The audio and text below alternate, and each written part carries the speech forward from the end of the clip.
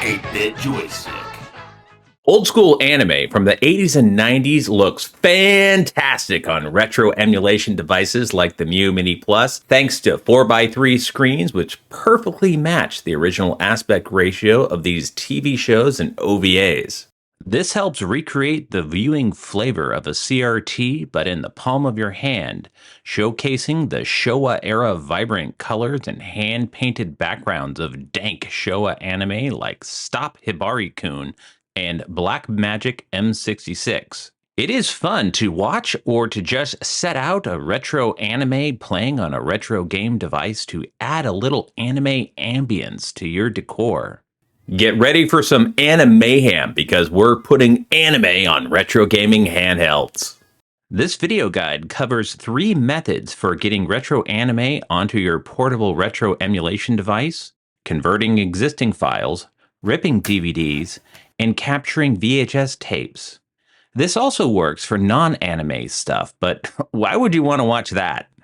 I love Handbrake. It is an amazing video converter that I've used for years. It is free and open source and works on a variety of platforms. A link to it is in the description of this video.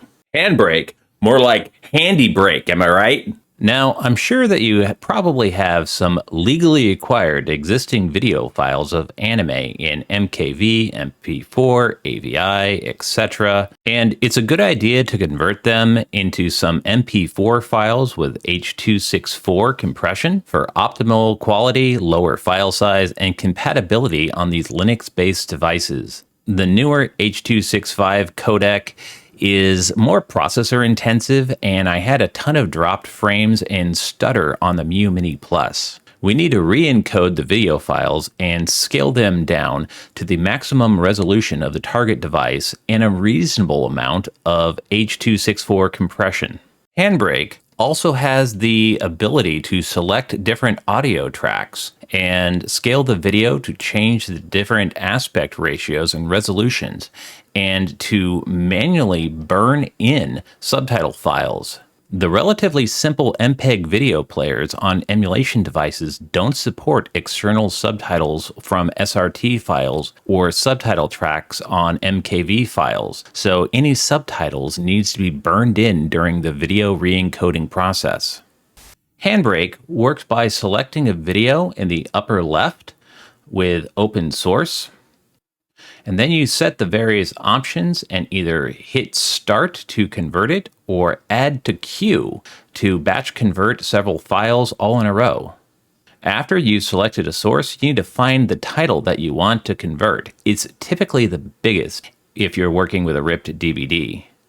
Then you want to type in the video title on the Save As dialog in the lower left and hit Browse to where you want the video to go. Then click through the various tabs that I'll go over soon and then generate a preview and make sure that you're happy with everything before converting the video. Let's start with a fast MP4 preset that we will then adjust. The Summary tab will show you information about your source, and you want to select the MP4 format, which is the container for the video, and make sure that Keep AV Start Aligned is checked. On the Dimensions tab, you will find various options for setting the video dimensions. It's important to pick values that match the specific handheld that you want to play back this video on. The Miyoo Mini Plus has a native screen resolution of 640 by 480 and an aspect ratio of 4:3. This perfectly matches the NTSC video standard that the US and Japan use for anime made for TV from the 1970s until around the 2000-ish. A widescreen video will play with black bars on the top and bottom on a 4:3 screen, and a 4:3 video will play with black bars on the side on a widescreen display. Set the resolution limit to custom and type in the resolution of your device, such as 640 by 480.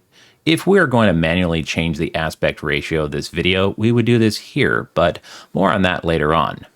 The Filters tab has various options for manipulating the video, such as getting rid of interlacing artifacts in the de-interlace setting, sharpening, denoise, and color adjusting. Normally, I don't mess with this and just leave it at the default. On the video tab, you want to pick the encoder. We're going with the H.264, and we're going to set the constant quality to an RF of 25. SD cards are considerably slower than hard drives and SSD, and that's why we want to hit the sweet spot on the compression so it will stream the data off the card and the processor can handle the decoding without dropped frames. TV anime was made for 30 frames a second or lower, so just set the FPS to 30. On the audio tab, you want to pick the language track that you want to use, such as English or Japanese. I don't really mess with the other settings. On the subtitle tab, you can turn off the various subtitle tracks. Select the track that you want to use or set none. If you have an external SRT file, you can select it from the Tracks button. This is also a good time to check the preview and make sure that you have the correct track and you're not doubling up on subtitles.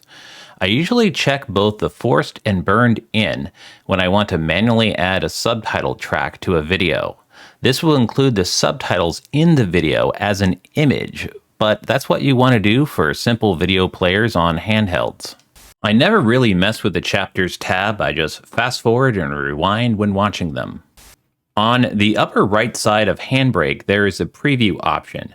This will open a new window and you can scroll through the video and create a 30-second preview of your current settings. This allows you to check to make sure that you're happy with the results. Make sure to pick a part where there is dialogue to check the audio and subtitle settings. Now, it's a good idea to save your settings as a new preset, so you can quickly apply them to other files at a later date. When you're all ready to make the file, you can either hit the Start button, and Handbrake will run the numbers and it will convert your video file and give you an estimation on how long it's going to take. Now, video encoding is a processor-intensive task, so avoid using your computer for other demanding tasks during the conversion. Go play a video game or go for a walk. And if you're going to do multiple files, you could add them to the queue, and then Handbrake will automatically process them one to another. You can even open multiple files in the open source, and then hit the little arrow next to it and add all titles to the queue. This lets you work on an entire season of animes. We are going to rip these DVDs like an anime protagonist ripping through a horde of enemies, with friendship and determination. Ripping a DVD on macOS used to be super easy with a program called Mac the Knife. Sadly, it doesn't run on modern Mac systems anymore, and Handbrake used to be able to rip DVDs using libdvd CSS. So the program that I use these days to rip a DVD is MakeMKV. More like MakeMyAnimeKV. MakeMKV is shareware. However, if you install the beta version, it's free to use, and the beta version is pretty darn good. This software rips through DVDs faster than a Saiyan through armor. I hooked up an external USB DVD-R drive and stuck in an anime DVD that I have, and it's pretty simple to use MakeMKV to rip the entire DVD to an uncompressed MKV, then take that into Handbrake and convert it into the video file for the handheld using the same methods and techniques. Capturing VHS, that's old school cool, like rocking a Walkman. VHS tapes are an inherently analog medium, and anime on VHS just has a certain glow and visual flavor that I love. Aesthetics. Now, there are a lot of different options for digitizing an analog videotape. You could find some affordable USB video digitizing dongles and plug them into a recording software like OBS or QuickTime, but since I'm already using an Elgato HD60X HDMI capture device to make my YouTube videos, I'm going to go with HDMI. The easiest way for me to get an analog video signal from a VCR into HDMI is to use my $50 Bitfunks Retroscaler 2X.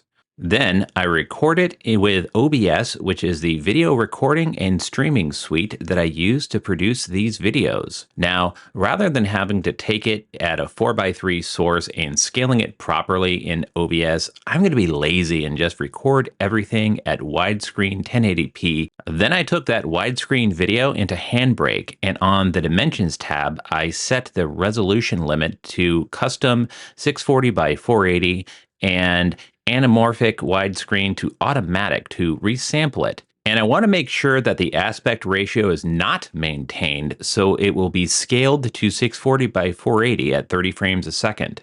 I didn't do any corrections because I like the ethereal 1980s and 90s vibe that you get from recorded anime on VHS. After converting your anime, organizing the files into folders, connect the device's SD card to your computer using a card reader and copy the files over. SD card transfer speeds are pretty slow, so avoid using your computer for other tasks during the transfer to avoid messing it up. The results are in and they're amazing. These handheld portable emulator devices can deliver a ton of nostalgic fun with classic video games.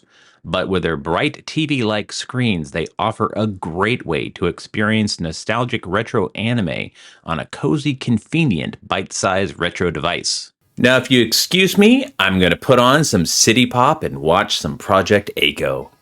Hey, thank you very much for watching this video. It would really help out if you would subscribe to this channel and let YouTube know that you like this video by hitting that like button. Thanks for watching. This is 8-Bit Joystick. Stay awesome. Play retro.